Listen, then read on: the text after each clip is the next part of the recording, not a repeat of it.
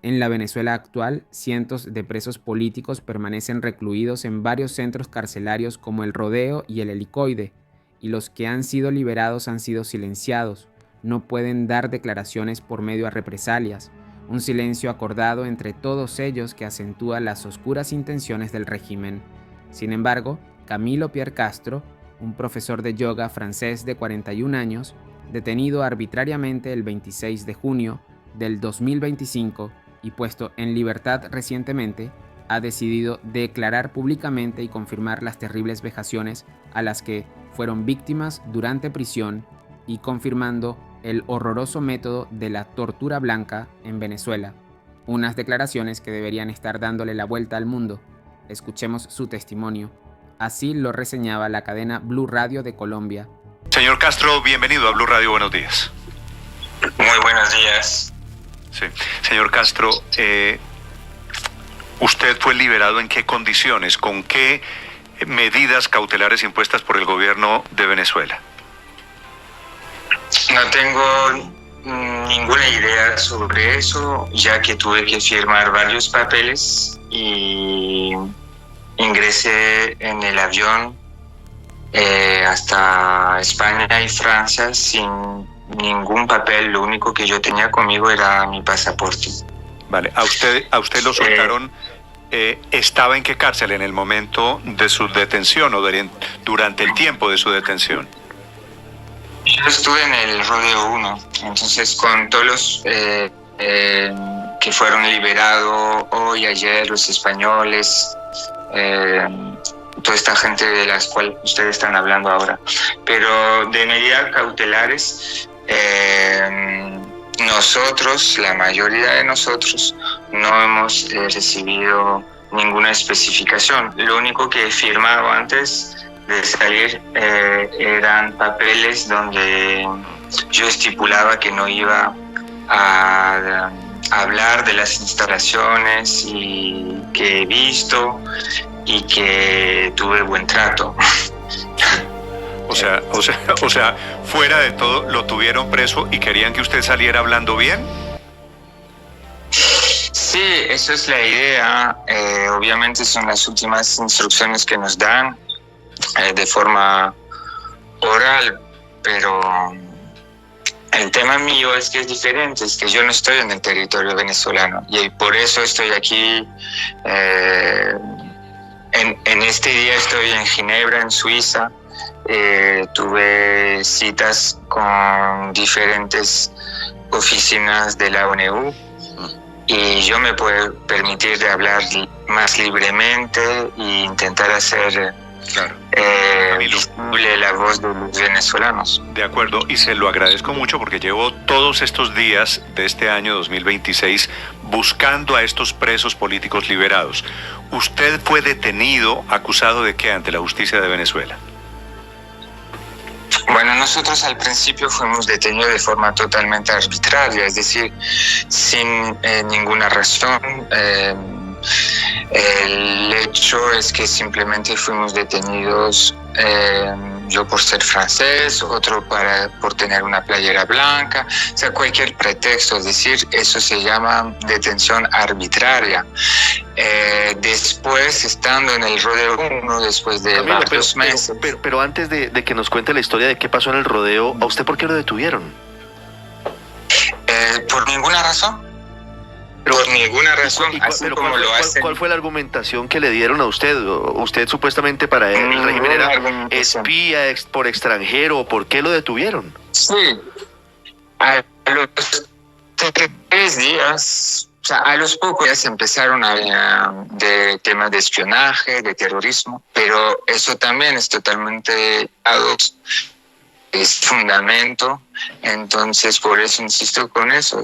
Fue una detención totalmente arbitraria y obviamente ellos nos quieren hacer entrar en su cajilla de espías. Básicamente somos todos los extranjeros aquí secuestrados, que fuimos secuestrados, es decir, fuimos aislados, sin comunicación, sin abogado. Fuimos secuestrados con el tema de ser espías, y es el tema de los falsos positivos, es exactamente eso.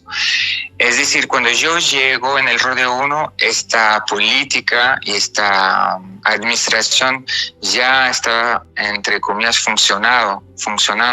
Los primeros que fueron secuestrados fueron aislados varios meses y ellos no sabían qué hacer de estos prisioneros. Y poco a poco empezaron a inventar y organizar falsos procesos judiciales y lo empezaron a copiar y pegar a toda la gente que llegaban, es decir, los nuevos prisioneros, los nuevos secuestrados. Cuando yo llego, mi proceso fue más rápido. Fue a los 15 días, empezó el proceso judicial falso en los pasillos de la prisión, en el medio de la noche. Y cuando yo cuento a mis compañeros de celdas lo que me pasó, ellos dicen, bueno, fue exactamente lo mismo que nosotros, los mismos jefes de acusaciones, las mismas acusaciones, el mismo número de pruebas, todo un montón de argumentos que son exactamente los mismos para mí y los demás. Los demás pasaron en jueces con más de 70 personas pasan. En la cárcel esa del Rodeo, que queda ahí cerquita a Caracas, ¿verdad? Eso es estado de Miranda. ¿Usted estaba acompañado de otros presos políticos? En los 3 pisos de abajo de los 3 edificios eran solamente extranjeros, es decir, el mismo caso mío, es decir, gentes que no tienen nada que ver ni con la política ni con Venezuela, es decir, gente que por la mayoría ni siquiera conocen a Venezuela, que venían ahí de turista o que venían a visitar un familiar, los papás, por ejemplo, de una esposa, algo así. Y en los pisos superiores había venezolanos, donde sí había lo que podríamos llamar más presos políticos. Estaban los del Gedeón y estaban, la mayoría de esta gente simplemente eran como nosotros, a diferencia que eran venezolanos. Es decir, fueron todos arrestados de forma totalmente arbitraria por una razón u otra, por un mensaje, por llorar al teléfono quejándose del cotidiano en Venezuela, por llevar una playera blanca, por tener una foto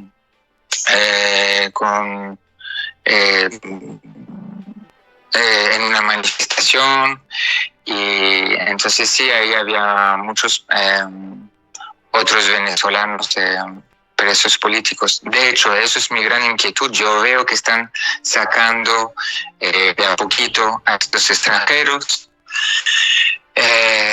Y mi gran inquietud es que hasta el día de hoy yo no veo a ningún venezolano que está ahí en la cárcel desde 5, 7, 15, 20 años, liberado de estos casos que realmente son presos políticos, que se me hace importante que sean liberados, porque sería realmente algo significante en lo que está pasando ahora en Venezuela. Entonces, eso es mi gran inquietud, que sea como un teatro, a sacar unos extranjeros, pero a dejar en el fondo y en el olvido a toda esta gente. Les recuerdo también que muchos de estos presos políticos estuvieron en el helicoide durante varios años en condiciones de cárcel, es decir, con acceso a veces a literatura, o sea, pero ahí en el Rodeo 1 no tenemos nada, lo único que tenemos es un vaso de plástico, jabón y papel higiénico. Ya que usted, Camilo, pone el helicoide en la conversación, que es una de las cárceles más aterradoras que hay en Venezuela, donde están los presos políticos, quisiera preguntarle sobre las condiciones en las que usted estaba en la cárcel El Rodeo. Físicamente, ¿cómo es esa cárcel? ¿Cómo es la celda y las condiciones en las que usted y los demás presos, los extranjeros y los venezolanos estaban? Las celdas son de 2 metros sobre 4. El último, hay 1 metro cuadrado que está donde hay un hueco, donde hacemos nuestras necesidades y donde nos duchamos, hay una manguera que sale por ahí, no es una ducha, no es un baño, es una litrina. Y esa litrina está con bacterias 24 horas, es decir, es tan fuerte el olor y la contaminación de ese lugar que muchas veces en la noche nos despertamos por el olor. A veces eso nos hacía imposible comer por el mismo olor que nos generaba vómito. Estos baños se desbordaban cada semana y a veces varias veces a la semana. Es decir, estábamos en la celda con agua, con heces, con orina. Y a nosotros nos tocaba, si a los custodios se les daba la gana, nos daban una toalla y la misma toalla para todo el piso, para todo el pasillo, y nos tocaba limpiar eso sin guantes, sin desinfectantes, sin nada. Y eso era cada semana. Y como te digo, 2 metros sobre 4, la mitad es la estructura de cemento donde uno se duerme. Unos tenían suerte, tenían colchón, otros tenían espumas, es decir, lo que quedaba de un colchón, es decir, ni siquiera un perro duerme ahí sin sábanas, sin cobija, sin nada. No teníamos nada para cubrirnos en la noche, ¿no? Del frío. Y una pijama, y eso es lo único que teníamos. Muchos prisioneros lo único que han tenido en varios años es una pijama. Y eso, no tenemos acceso a nada, jabón y papel, y con eso hacíamos juegos de ajedrez que nos eran de forma regular confiscados. ¿Las celdas son individuales en el Rodeo 1? Bueno, las celdas son para 2 personas.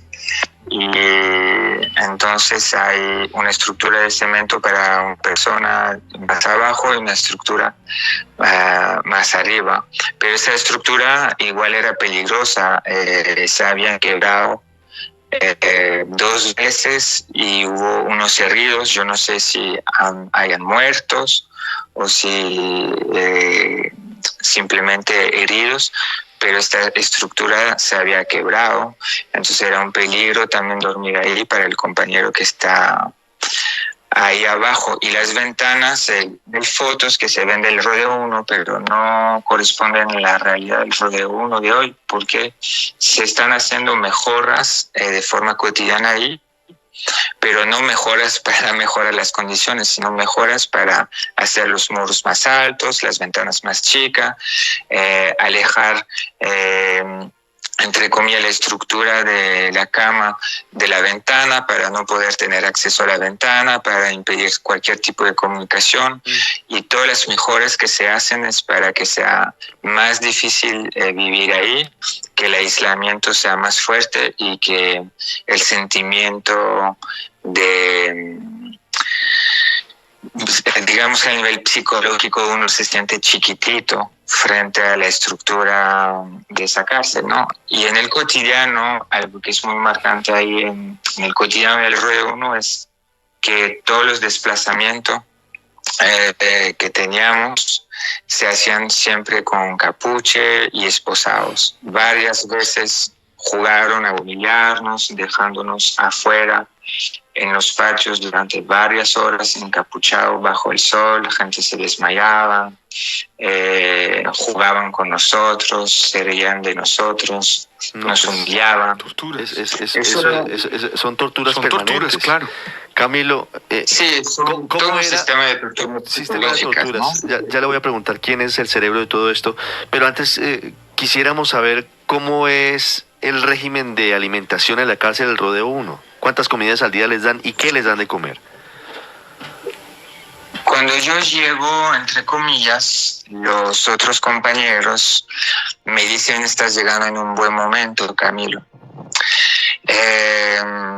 Entre comillas, ya que cuando ellos llegaron, como se los digo, cuando yo llego hay una cierta organización en eso de los falsos positivos.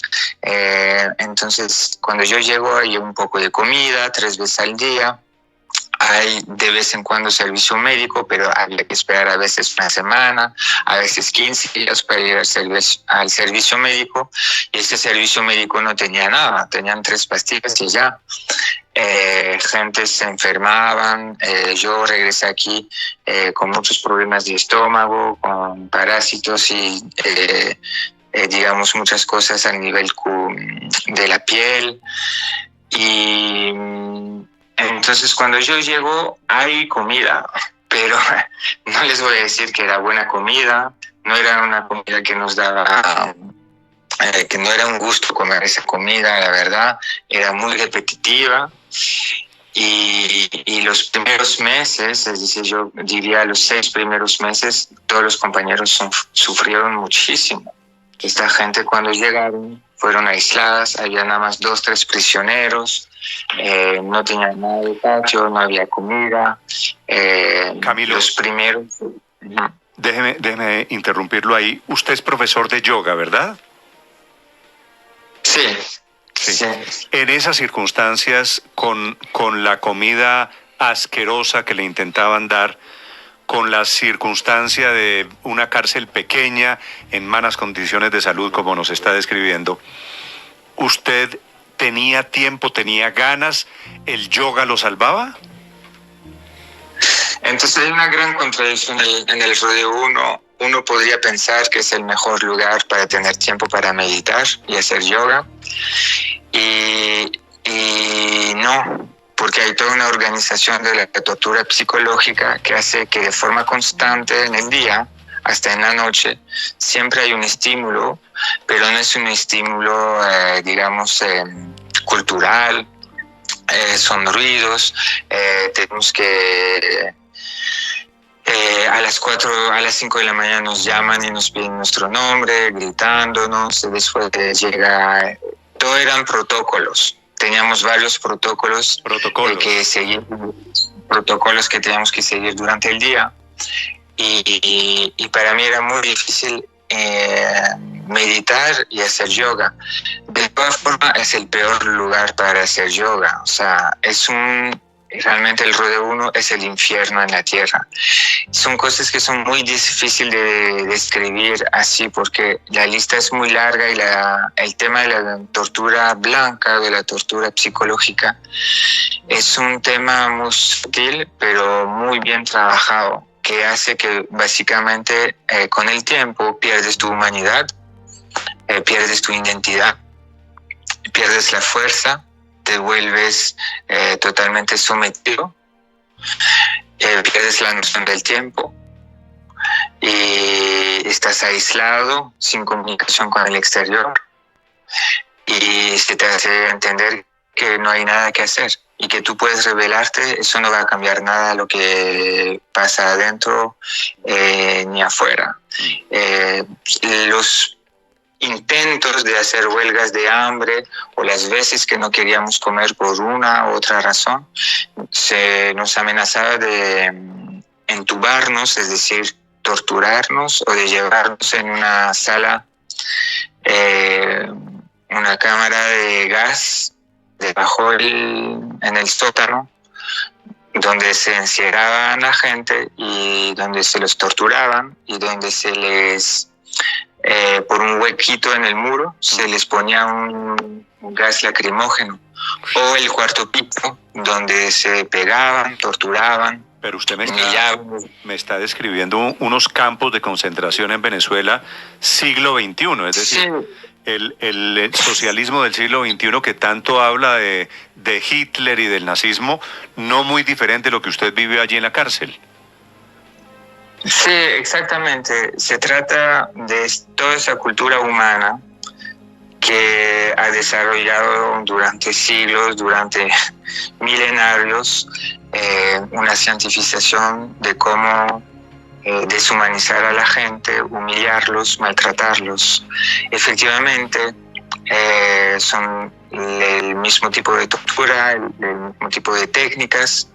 Yo no fui víctima de eso, pero otros sí. Existen varios tipos de tortura. En el helicoide se sabe eso, electricidad, las bolsas en la cara con insecticidas y todo este tipo de tortura. Pero la tortura blanca también es una tortura muy peligrosa, ya que no deja mucho, digamos, no se ve mucho en el cuerpo. Venían a veces a tomarnos fotos del cuerpo desnudos para asegurarse que no estábamos marcados. Pero la tortura blanca deja huellas que para muchos individuos nunca van a salir, de las cuales no se van a liberar. Muy impactante este testimonio. Estoy aterrado escuchándolo. Mucho más grave de lo que cualquier ser humano cuerdo podría imaginarse de estos aparatos de tortura montados por el régimen. Camilo, es un gusto saludarlo. No quiero molestarlo más. Le agradezco estos minutos. No, mira, nada más quisiera, antes de despedirme de ustedes, sí, el tema que hoy hay todavía cientos de personas aquí, en ese Rodeo 1 y seguramente en otros lugares. Y eso es mi gran inquietud, porque también se nos amenazó cuando hubo el tema de la intervención de Estados Unidos. Se nos dijo claramente y a muchos de los presos políticos que ellos iban a ser eliminados el día que interviene Estados Unidos. Y eso es una gran inquietud para mí. Y espero realmente que Venezuela pueda tener unos días mejor, pero eso debe de empezar primero por la liberación de todos los presos políticos y de un cambio radical del gobierno, porque hasta ahora son los mismos, hasta peor que el mismo Maduro, que están ahí en la maniobra. Le tengo la mala noticia de que los que lo torturaron a usted son los que siguen mandando hoy en Venezuela. Sacaron a Maduro, pero los otros, Diosdado y compañía, los Rodríguez, siguen allá mandando. Camilo, un abrazo para usted en la distancia.